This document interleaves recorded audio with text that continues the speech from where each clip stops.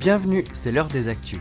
Cette semaine, c'est le moment du bilan pour le compost du camping du Heidenkopf. L'amicale portugaise se retrouve autour d'un repas pour fêter ses 30 ans. La saison culturelle démarre, quelques dates en fin de journal. Mais tout de suite, passage en revue des compétences de la communauté de communes à l'occasion d'un forum.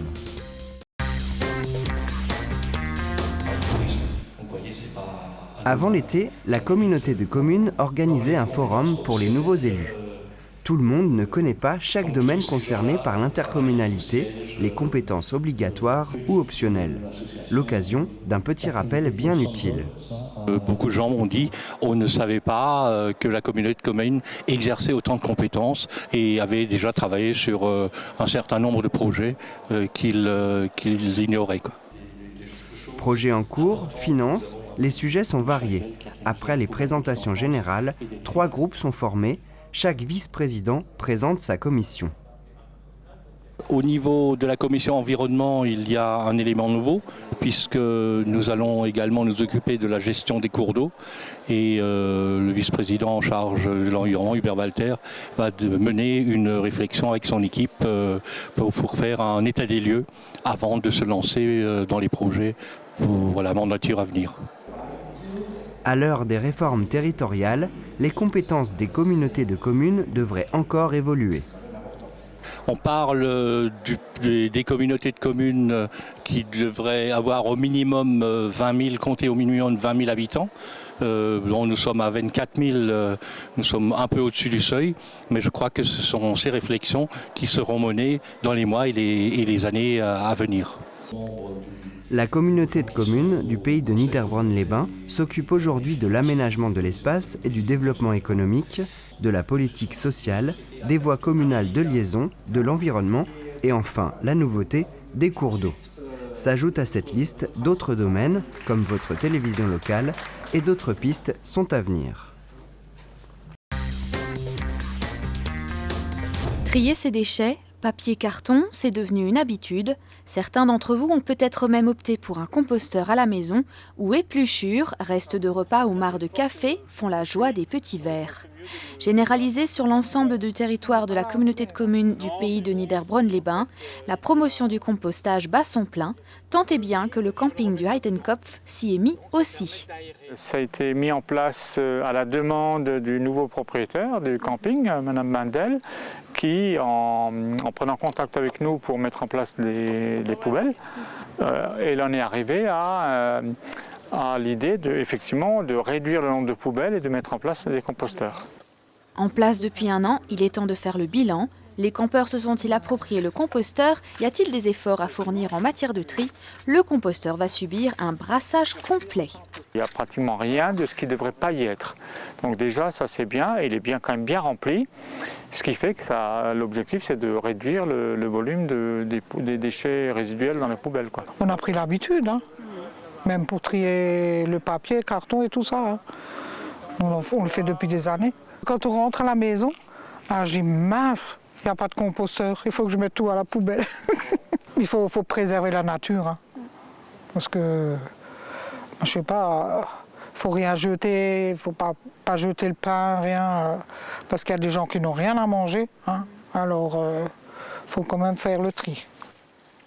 Réduction des déchets, mais aussi utilisation du compost dans les massifs fleuris du camping. Même les campeurs saisonniers peuvent utiliser cette bonne terre pour leur petit jardinet de mobil-home. Le bilan du compostage est positif. C'est maintenant au tour des campeurs de continuer leurs bonnes résolutions pour limiter les déchets dans les poubelles du camping. Jour de fête à l'amicale portugaise de Reichshofen. Membres fondateurs, jeunes ainsi que quelques amis sont réunis dans le local pour déguster des coquelets. C'est un coquelet à la broche, hein, à la grille plutôt. Hein. Ça se fait traditionnellement en été. Le Portugais, ils aiment bien.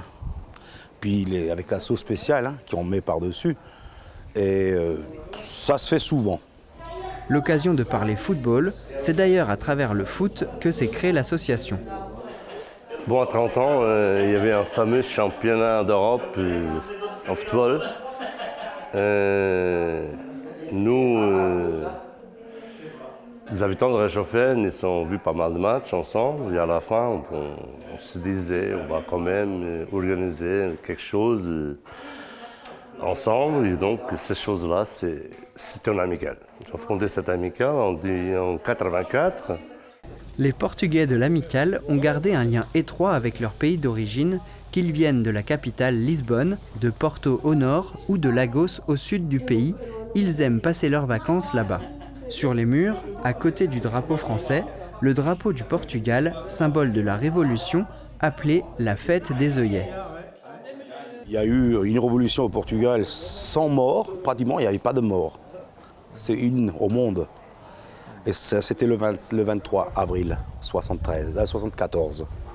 Dans la salle trônent des coupes gagnées dans différents tournois de foot et des objets typiques du pays. Le chapeau, ça représente un peu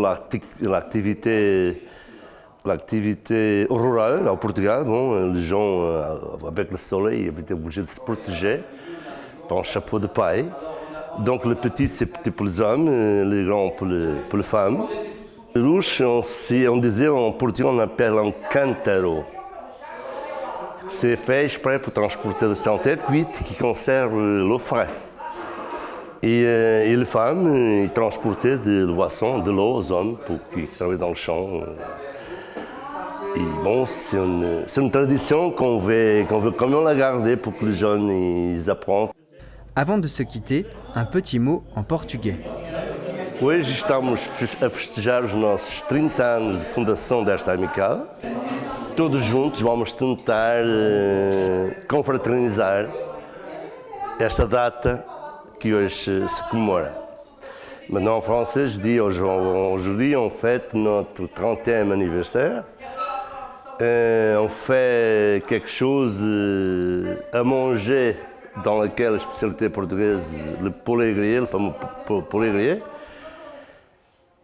Et 30 ans, ça se fête. La nouvelle saison culturelle de la Castine et du Moulin Neuf redémarre. Le programme concocté ne manquera pas d'éveiller les curiosités. Le fascicule est déjà disponible et on y trouve, entre autres, le spectacle du 4 octobre à la Castine, Hôtel Paradiso. Une pièce de théâtre aux péripéties rocambolesques combinant masques, mimes et improvisation pour une expérience unique. Le 14 février, la Castine aura la joie d'accueillir la comédienne de scène de ménage Marion Gamme pour un spectacle séduisant et plein d'humour.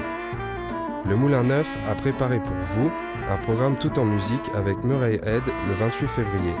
Il nous illustrera ses 5 albums, tous disques d'or, pour un concert riche en émotions.